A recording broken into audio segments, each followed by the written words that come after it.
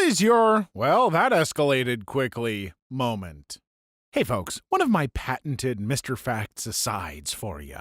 Uploads have been a little slow as I'm dealing with some jaw and throat issues, so I might be a little more low-key in my delivery here. Bear with me as I ease back into things. I appreciate ya.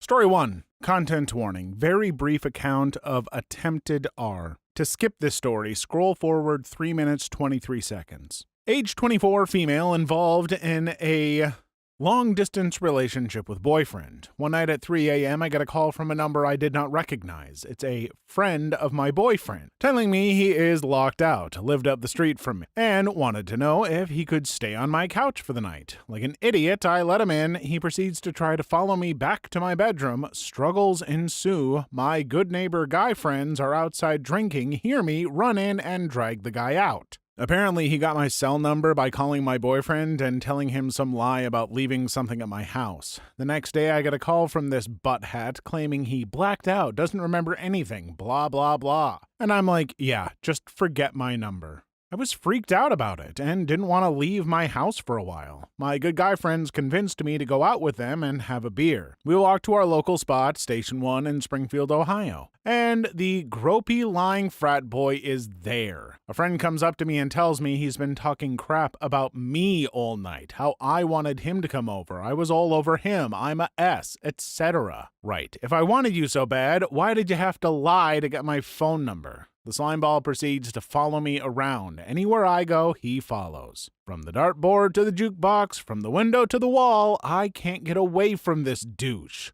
Finally, I look at him and say, I'm not comfortable with you next to me. Please leave me alone. He then starts slurring that he doesn't want me. No one wants me. I told him to prove it and leave me the F alone. He looks at my guy friends and says, they aren't your friends. These are my brothers. You get the F out. Now, they may have all been in a frat together, but I have been through thick and thin with these fellas for 8 years. I should also mention that Rage Against the Machine, Bulls on Parade are blaring. My good friend John tells him, she asked you to leave her alone. Douche responds, after I set her straight, grabbing my arm.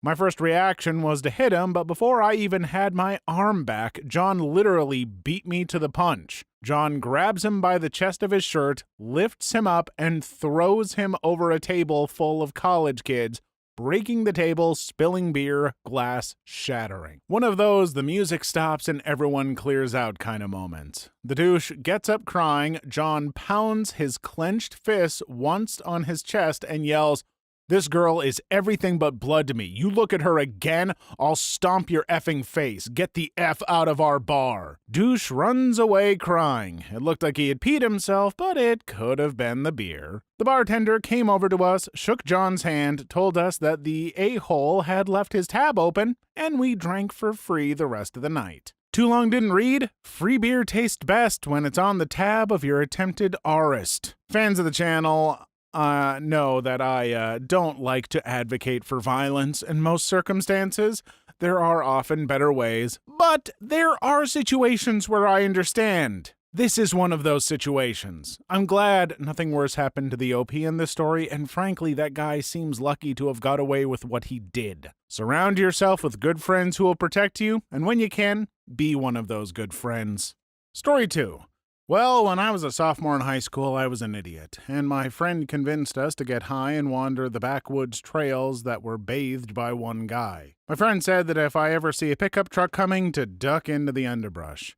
So we were laughing our butts off when suddenly we heard a truck plodding along. It was far off, so I wasn't worried. All of a sudden, we heard a loud sound behind us and saw the dude's truck roaring around the corner, running over plants. Now, to give you some info, the ground was sandy, so he slides into park, gets out, and my friend bursts off into the bush screaming, crap, crap, crap! Me being the idiot, and the one time I don't run when I'm high, looked at the dude. And he looked like the general old dude, but he seemed cool. He got out, and he was leaning on the side of the bed when he motioned for me to come over. I thought he was going to give me a rough talk, maybe ask for my info, and that would be that. Nope. The dude proceeds, in the matter of about 2 seconds, to reach into the bed and pull out a shotgun, immediately followed by, "You effing kids bother me every day."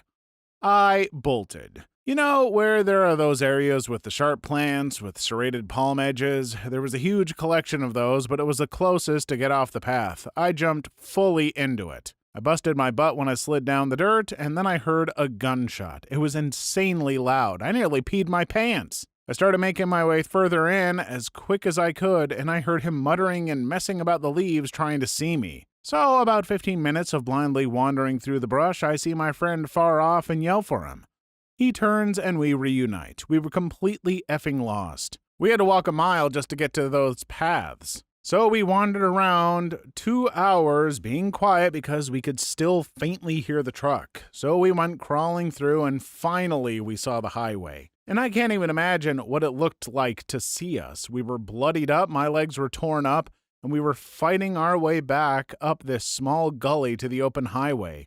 We emerged. And some nice lady stopped and asked us if we were all right in her minivan. We said we were good, and he called a friend to pick us up. Turns out we were really far from where we started. She picked us up, we both chilled at her house. I went home later that night. My parents grounded me because I had been out so long. Holy crap, I'm not one to discourage getting high in the woods, but in safe woods that you're familiar with and that aren't populated by maniacs. Really glad you got away, and just whoa! Be careful out there, folks, and partake responsibly, and legally, of course. Also, when an old guy motions you over, clearly, do not go over. Story 3. I used to work really early in the morning at UPS and was giving a coworker a ride to work every day. I would leave my house at around 3:30 a.m. or so and pick him up from the next town over. He would wait for me in the middle of a deserted main street. So one morning, I'm going through my normal routine. I get to the street and don't see him. I pull over and where I usually pick him up from and wait.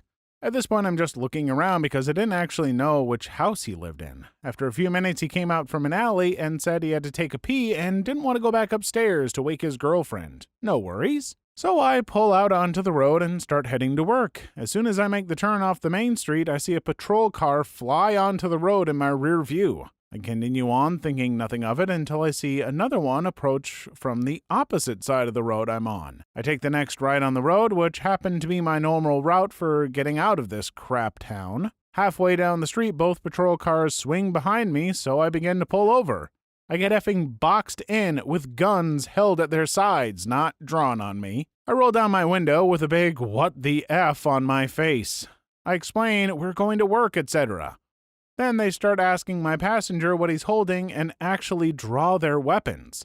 Officer, what's in your left hand? Passenger, my socks? He had extra socks in case it was cold or some crap. Officer, what's in your right hand?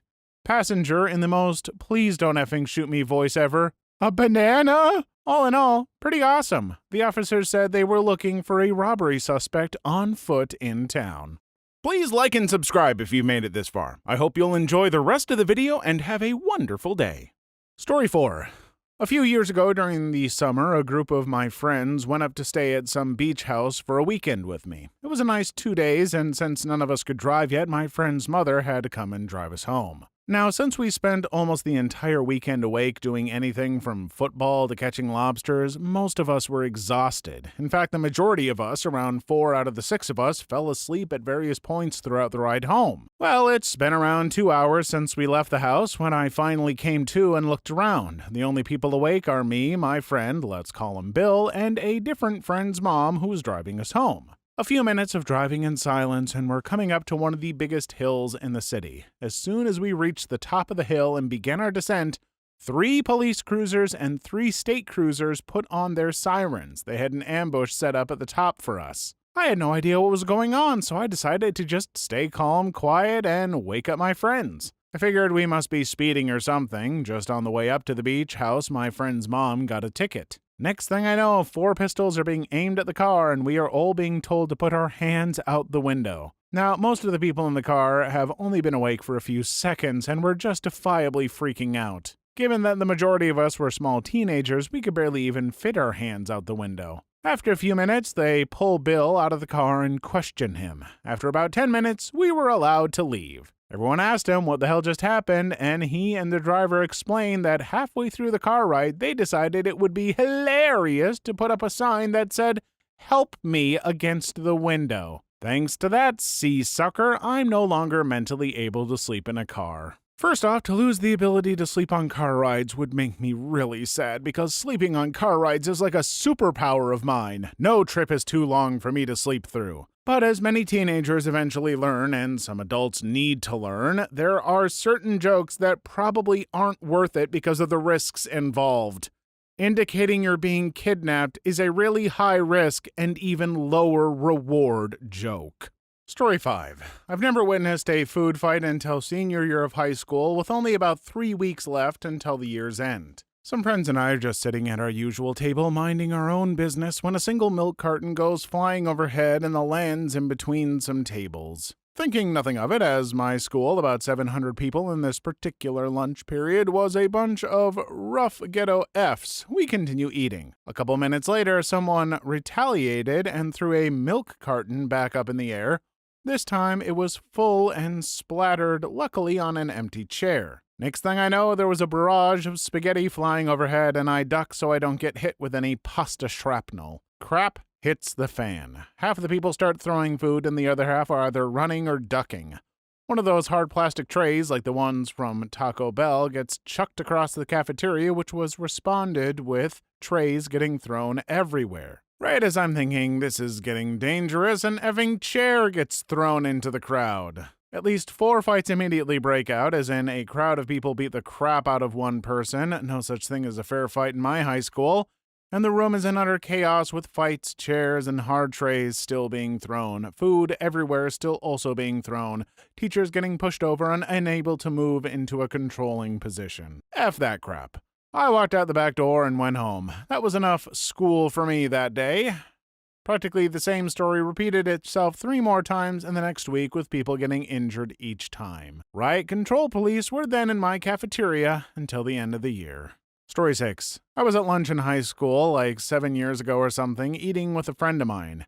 He had one of those subdermal hearing aids because his hearing was pretty bad. He always got a lot of crap for it because high schoolers are effing horrible creatures. This guy comes up to him and starts talking crap. At first I thought the guy was a friend of his and just effing with him, but I learned later he'd been tormenting him like all day and throughout the school year. Anyway, he says something my friend doesn't like. My friend flips the effing table over. I just managed to save my sandwich with my lightning-quick reflexes and just starts beating the crap out of the guy. I would have helped him out of principle and everything, but honestly, he looked like he had that crap covered. And I had a delicious chicken sandwich to finish off. Turns out he did indeed have that crap covered. The guy was a known troublemaker, so my friend got off with a minor punishment. My friend actually managed to rip a chunk of his afro out and made him cry. And that's why you don't F with the disabled. Seriously, don't be mean to people for their disabilities. That's the kind of no-effort, D-bag, quote-unquote comedy that is solely the realm of bullies who lack even a modicum of genuine creativity. Don't mock the less fortunate for no reason. You ever heard of punching up? I mean, aside from the more literal punching up that the kid with the hearing aid did to you. Story 7. My son got in a fight in after-school daycare and got a black eye. Next morning I was at work and my wife could not get him to go to school because he was too embarrassed that the other kids would make fun of him for losing a fight. My wife calls me frantically, and I'm at work with no time to deal with it. I told her to tell him to just say the other kid was much bigger so no one could blame him for getting beat up. Next thing I know, I get a call from the police. My son told the school an adult had attacked him, and they believed him and called the cops. When the cops talked to my son, he told them he had made it up because his mother told him to say that. The cops called her, and she told them I told her to tell him that. So the cops assumed I had beat him and told him to lie about it. So I told the cops the story and they called the daycare, and fortunately the same worker who was there when my son got in the fight happened to be on duty and was able to tell the cops what really happened. Chances are if she had not been there to take that call, the other daycare workers would have known nothing about this insignificant fight and I would have been arrested for child abuse. Please leave your story in the comments. I would love to make a video on them in the future. Also, don't forget to like and subscribe.